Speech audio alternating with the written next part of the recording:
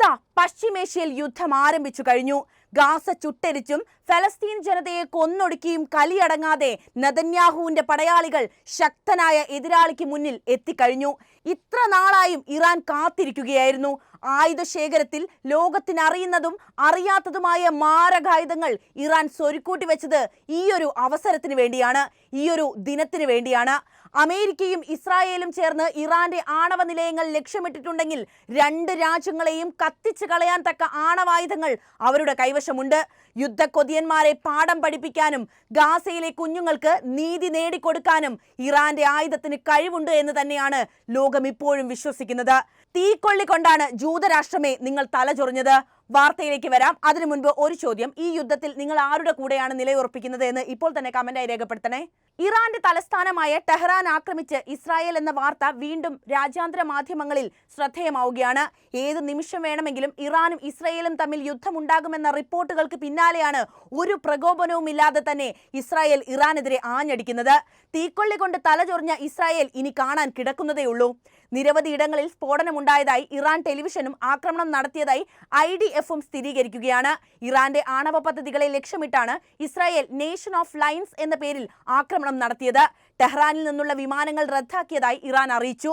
അതിനിടെ ആക്രമണത്തിന് പിന്നാലെ ഇസ്രായേലിൽ ആഭ്യന്തര അടിയന്തരാവസ്ഥയും പ്രഖ്യാപിച്ചിട്ടുണ്ട്. വ്യോമപാത ഇസ്രായേലും അടച്ചു കഴിഞ്ഞു. ഇറാന്റെ തിരിച്ചടിയെന്നോളം ഇസ്രായേലിൽ പലയിടങ്ങളിലും സൈറണുകൾ മുഴങ്ങിക്കഴിഞ്ഞു. ടെഹ്റാന് വടക്കുകിഴക്കൻ ഭാഗത്തായാണ് പുലർച്ചെയോടെ ഇസ്രായേലിന്റെ ആക്രമണം ഉണ്ടായതെന്ന് ഇറാന്റെ നൂർ ന്യൂസ് റിപ്പോർട്ട് ചെയ്യുന്നു. ആണവ നിരായുധീകരണത്തിനായി 5 റൗണ്ട് ചർച്ചകളാണ് ഇറാനുമായി US നടത്തിയത്. ഒമാനിൽ 6ാം റൗണ്ട് ചർച്ച നടക്കാനിരിക്കുന്നതിനിടെയാണ് ഇസ്രായേലിന്റെ ഈ ആക്രമണം എന്നതാണ് ഇവിടെ എടുത്തു പറയേണ്ട ഒരു കാര്യം.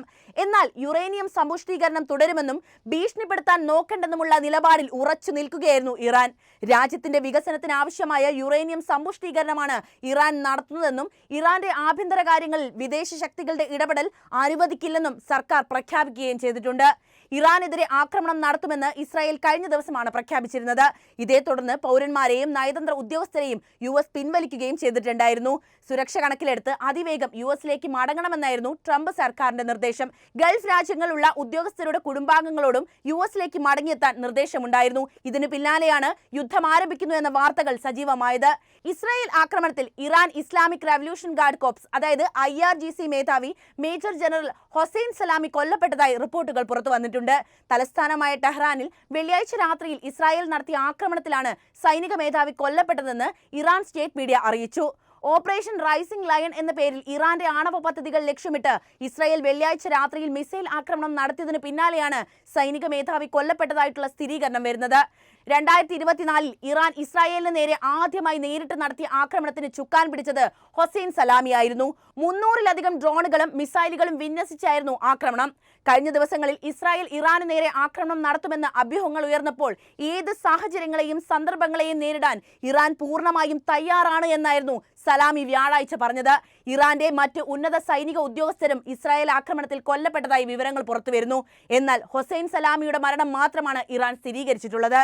ആക്രമണത്തിൽ 2 മുതിർന്ന ആണവ ശാസ്ത്രജ്ഞരും കൊല്ലപ്പെട്ടതായി സ്ഥിരീകരിച്ചിട്ടുണ്ട്. ആറ്റമിക് എനർജി ഓർഗനൈസേഷൻ ഓഫ് ഇറാന്റെ മുൻ തലവൻ ഫെറൈഡൂൺ അബ്ബാസി, ടെഹ്റാനിലെ ഇസ്ലാമിക് ആസാദ് സർവകലാശാല പ്രസിഡന്റ് മുഹമ്മദ് മെഹ്സി തെഹ്റാൻജി എന്നിവരാണ് കൊല്ലപ്പെട്ടത്. 2010-ൽ ടെഹ്റാനിൽ ഫൈഡറൂൺ അബ്ബാസിക്ക് നേരെ വധശ്രമം നടന്നിട്ടുണ്ടായിരുന്നു. ഇറാന്റെ ആണവ പദ്ധതികൾ തകർക്കാൻ ലക്ഷ്യമിട്ട് ഇസ്രായേൽ നടത്തിയ ആക്രമണത്തിന് പിന്നാലെ രാജ്യാന്തര വിപണിയിലെ ഇന്ധനവിലയും കുതിച്ചുയർന്നു. യുദ്ധം എങ്ങനെയാണ് നമ്മുടെ അടുക്കളയിലേക്ക് എത്തുന്നത് എന്ന വാർത്തകളാണ് പുറത്തുവരുന്നത്. 7% ക്രൂഡ് ഓയിൽ വിലയിൽ ഉണ്ടായ വർധനവ്. ബാരലിന് $7.67 ആയിരുന്ന US വെസ്റ്റ് ടെക്സസ് ഇന്റർമീഡിയറ്റ് $73.26 ആയാണ് ഉയർന്നത്. ആഗോള ബെഞ്ച്മാർക്കായ ബ്രെന്റ് ക്രൂഡ് ഓയിൽ ബാരലിന് $5 ആയിരുന്നത് $74.23 ആയും ഉയർന്നു കഴിഞ്ഞു. ഏഷ്യ പസഫിക് വിപണിയും ഇസ്രായേൽ ആക്രമണത്തിന് പിന്നാലെ കുത്തനെ ഇടിയുകയാണ്. ജപ്പാന്റെ നീക്കി 225.18% ദക്ഷിണ കൊറിയയുടെ കോസ്പി 0.83% ഇടിഞ്ഞു കഴിഞ്ഞു. ഓസ്ട്രേലിയയുടെ S&P ASX 200 മന്ദഗതിയിലാണ് വ്യാപാരം നടക്കുന്നത്. അതേസമയം ഹോങ്കോങ്ങിന്റെ ഹാങ് സെങ് ഇൻഡെക്സിൽ നേരിയ വർധനവും രേഖപ്പെടുത്തിയിട്ടുണ്ട്. ഇന്ന് പുലർച്ചെയോടെയാണ് ടെഹ്റാനിലെ വിവിധയിടങ്ങളിൽ ലക്ഷ്യമിട്ട് ഇസ്രായേൽ ആക്രമണം നടത്തുന്നത്. 12ലേറെ സ്ഥലങ്ങളിൽ ആക്രമണം ഉണ്ടായതായി ഇറാനാണ് സ്ഥിരീകരിച്ചത്. നിലവിലെ സാഹചര്യങ്ങൾ സ്ഥിതി വഷളാക്കുകയാണെന്നും ഒമാനിൽ നടക്കേണ്ട ഇറാൻ-US 6ാം റൗണ്ട് ചർച്ചകൾക്ക് ഇനി സാധ്യത കുറവാണെന്നും വിദഗ്ധർ വിലയിരുത്തി കഴിഞ്ഞു. മധ്യപൂർവേഷ്യയിലെ സ്ഥിതിഗതികൾ വഷളായത് US വിപണിയിലും പ്രതിഫലിച്ചിട്ടുണ്ട്. US ഓഹരി വിപണി ഇന്നലെ തന്നെ ഇടിഞ്ഞിട്ടുണ്ട്. ടെഹ്റാനിലെ വിവിധയിടങ്ങളിൽ സ്ഫോടനം നടന്നതിന്റെ ദൃശ്യങ്ങളും പുറത്തു വന്നു കഴിഞ്ഞു. ഇറാനെ ആക്രമിച്ചതിന് പിന്നാലെ വ്യോമപാത അടച്ച് ഇസ്രായേൽ എന്ന വാർത്തയും വന്നു. രാജ്യത്ത് ആഭ്യന്തര അടിയന്തരാവസ്ഥയും ഇരു രാജ്യങ്ങളും പ്രഖ്യാപിച്ചിട്ടുണ്ട്. ടെഹ്റാനും വിമാനങ്ങൾ റദ്ദാക്കിയിട്ടുണ്ട്. ഇറാനെതിരെ ഏത് നിമിഷവും ആക്രമണം ഉണ്ടായേക്കുമെന്ന് ഇസ്രായേൽ ഇന്നലെ തന്നെ വ്യക്തമാക്കിയിരുന്നു. അതിന് പിന്നാലെയാണ് ഈ ആക്രമണം നടക്കുന്നത്. ആണവ കരാറിൽ ഒപ്പിടാൻ ഇറാൻ വിമുഖത തുടർന്നാൽ ബോംബാക്രമണം നടത്തി തകർത്തുകളയുമെന്ന് US പ്രഖ്യാപിച്ചത് മാർച്ച് മാസത്തിലാണ്. NBC ന്യൂസിന് നൽകിയ ടെലിഫോൺ അഭിമുഖത്തിലാണ് US പ്രസിഡന്റ് ഡൊണാൾഡ് ട്രംപ് ഇത്തരത്തിലൊരു ഭീഷണി മുഴക്കുന്നത്. നിരന്തരം ചർച്ച നടത്തുന്നതല്ലാതെ ഇറാൻ തീരുമാനം കൈക്കൊള്ളുന്നില്ലെന്നും ഒപ്പിട്ടില്ലെങ്കിലും കടുത്ത പ്രത്യാഘാതം നേരിടേണ്ടി വരുമെന്നും ട്രംപ് അന്ന് വിശദീകരിച്ചിരുന്നു. 4 വർഷം മുൻപ് ഏർപ്പെടുത്തിയതിന് സമാനമായ നികുതികളും നിരോധനങ്ങളും ഇറാനുമേൽ ചുമത്തുമെന്നും അതിനുള്ള സാധ്യത തള്ളേണ്ടതെന്നും അദ്ദേഹം കൂട്ടിച്ചേർത്തിരുന്നു. കുറച്ചു ദിവസം കൂടി മാത്രമേ ഇറാൻ സമയം അനുവദിക്കുന്നുവെന്നും അത് കഴിഞ്ഞാൽ ഇളവ് പ്രതീക്ഷിക്കേണ്ടതെന്നും ട്രംപ് അന്ന് വ്യക്തമാക്കിയിട്ടുണ്ട്. അതേസമയം ട്രംപിന്റെ ഭീഷണികളെയും സമ്മർദ്ദ തന്ത്രങ്ങളെയും മുഖവിലയ്ക്ക് എടുക്കുന്നില്ലെന്ന് തന്നെയായിരുന്നു ഇറാൻ നിലപാട് സ്വീകരിച്ചത്. നേരിട്ട് US-ഉമായി ഒരു ചർച്ചയ്ക്കില്ലെന്ന് തന്നെയാണ് ഇറാന്റെ നിലപാടെന്നും വിദേശകാര്യമന്ത്രി വ്യക്തമാക്കിയിരുന്നു. US-ഉമായി പരോക്ഷമായുള്ള ചർച്ചകൾക്ക് തയ്യാറാണെന്നും അത് എപ്പോഴും തുടരുന്നുവെന്നും ഇറാൻ പ്രസിഡന്റ് സൂദ് പെസസ്കിയാൻ നിലപാടെടുത്തു. പരോക്ഷ ചർച്ചകൾ തുടരാമെന്ന് തന്നെയാണ് ഇറാന്റെ പരമോന്നത നേതാവായ ആയത്തുള്ള ഖമേനി നിർദ്ദേശിച്ചതെന്നും പെസസ്കിയാൻ തന്നെയാണ് സമ്മതിച്ചത്. ഇറാൻ ആണവായുധം വികസിപ്പിക്കുന്നത് തടയാനായി 2015-ൽ വൻ ശക്തികൾ ഇറാൻ ഉണ്ടാക്കിയ ആണവ കരാറിൽ നിന്ന് ആദ്യവട്ടം പ്രസിഡന്റായതിനു പിന്നാലെ ട്രംപ് ഏകപക്ഷീയമായി പിന്മാറുകയായിരുന്നു. 6 വർഷം മുമ്പ് താൻ സ്വീകരിച്ച ഈ നടപടി ഇറാനെതിരെ ഫലപ്രദമായിരുന്നുവെന്നാണ് ട്രംപ് അവകാശപ്പെട്ടത്. ഇതിനു പുറമെ കടുത്ത നിരോധനങ്ങളും ഏർപ്പെടുത്തി. ബൈഡന്റെ ഭരണകാലത്ത് കരാറിൽ തിരികെ പ്രവേശിക്കാൻ ശ്രമങ്ങൾ ഉണ്ടായത് ഇറാനും സ്വാഗതം ചെയ്തിട്ടുണ്ടായിരുന്നു. എന്നാൽ ആണവ കരാർ നടപ്പിലാക്കാത്തതിന്റെ പേരിൽ ഒറ്റപ്പെടുത്തുന്ന US നയത്തെ ഇറാൻ രൂക്ഷമായി വിമർശിക്കുകയും ഇസ്രായേലിന്റെ സമ്മർദ്ദമാണ് ഇതിന് പിന്നിലെന്ന് ആരോപിക്കുകയും ചെയ്ത് രംഗത്ത് വന്നിരുന്നു. യുറേനിയം സമ്പുഷ്ടീകരണം ഇറാൻ തുടരുന്നത് വെല്ലുവിളിയാണെന്ന നിലപാടാണ് ട്രംപിനും പാശ്ചാത്യ രാജ്യങ്ങൾക്കുമുള്ളത്. എന്നാൽ രാജ്യത്തിന്റെ പുരോഗതിക്കുള്ള വികസന പ്രവർത്തനങ്ങൾക്ക് വേണ്ടി മാത്രമാണ് ആണവ സമ്പുഷ്ടീകരണം നടത്തുന്നതെന്ന് തന്നെയാണ് ഇറാന്റെ നിലപാട്. കഴിഞ്ഞ കുറെ വർഷങ്ങളായി ഇറാൻ സംഭരിച്ച ധൈര്യവും ആയുധങ്ങളും എല്ലാം സജ്ജമായിരിക്കുകയാണ്. ഗാസയെ ചുട്ടെരിച്ച ഇസ്രായേലിനെ നേരിടാൻ ഇറാൻ തയ്യാറുമാണ്. ഇറാനും ഇസ്രായേലും നേർക്കുനേർ വരുമ്പോൾ ചങ്കിടിക്കുന്നത് മറ്റാർക്കുമല്ല, അമേരിക്കയ്ക്ക് തന്നെയാണ്. ഇനി ആണവ ചർച്ചകൾക്ക് നിന്നുകൊടുക്കാനോ US പറയുന്നതൊന്നും കേൾക്കാനോ ഇറാൻ തയ്യാറാകില്ല എന്ന കാര്യം ഏറെക്കുറെ ഉറപ്പായി കഴിഞ്ഞു.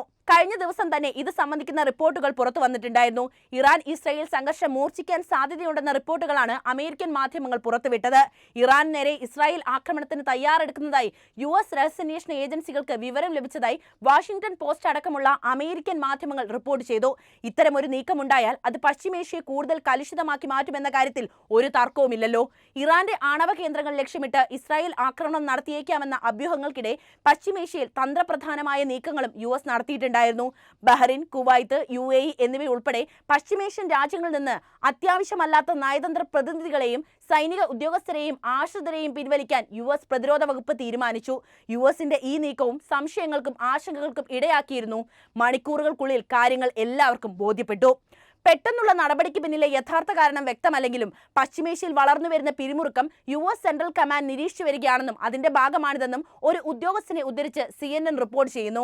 അപകടകരമായ സ്ഥലമാകാൻ സാധ്യതയുള്ളതിനാലാണ് അവരെ മാറ്റുന്നത്. എന്താണ് സംഭവിക്കുന്നതെന്ന് നമുക്ക് നോക്കാം. അവരോട് മാറാൻ ആവശ്യപ്പെട്ടിട്ടുണ്ട്. നീക്കം സംബന്ധിച്ച് US പ്രസിഡന്റ് ഡൊണാൾഡ് ട്രംപ് ബുധനാഴ്ച മാധ്യമപ്രവർത്തകരോട് പറഞ്ഞ വാക്കുകൾ ഇങ്ങനെയാണ്. ഇറാഖിലെ തങ്ങളുടെ എംബസി ഭാഗികമായി ഒഴിവാക്കാനും അമേരിക്ക തീരുമാനിച്ചിട്ടുണ്ട്. സ്വദേശത്തും വിദേശത്തും അമേരിക്കക്കാരെ സുരക്ഷിതമായി നിലനിർത്തുക എന്ന പ്രതിജ്ഞാബദ്ധതയുടെ അടിസ്ഥാനത്തിലാണ് ബാഗ്ദാദിലെ US എംബസിയിൽ നിന്ന് അത്യാവശ്യമില്ലാത്ത എല്ലാ ഉദ്യോഗസ്ഥരോടും മാറാൻ ഉത്തരവിട്ടതെന്നും US സ്റ്റേറ്റ് ഡിപ്പാർട്ട്മെന്റ് പറയുന്നു. ഇറാനെ ഇസ്രായേൽ ആക്രമിച്ചാൽ അയൽ രാജ്യമായ ഇറാഖിലെ അമേരിക്കൻ കേന്ദ്രങ്ങൾ ലക്ഷ്യമിട്ടാകും ആദ്യ പ്രത്യാക്രമണം ഉണ്ടാകുക എന്ന വിവരത്തിന്റെ അടിസ്ഥാനത്തിലാണ് US-ന്റെ ഈ നീക്കമെന്ന് ആർക്കാണ് മനസ്സിലാകാത്തത്? അപ്പോൾ നിങ്ങൾ തന്നെ പറയൂ, ഈ യുദ്ധത്തിൽ ആരായിരിക്കും വിജയിക്കുക? നിങ്ങളുടെ അഭിപ്രായം അറിയാൻ താല്പര്യമുണ്ട്. എന്ത് തന്നെയായാലും കമന്റായി രേഖപ്പെടുത്തുക. ഒപ്പം ഈ അറിവുകൾ എല്ലാവരിലേക്കും എത്താൻ വീഡിയോ ഒന്ന് ലൈക്ക് ചെയ്യാനും ഷെയർ ചെയ്യാനും പ്രത്യേകം ശ്രദ്ധിക്കുമല്ലോ.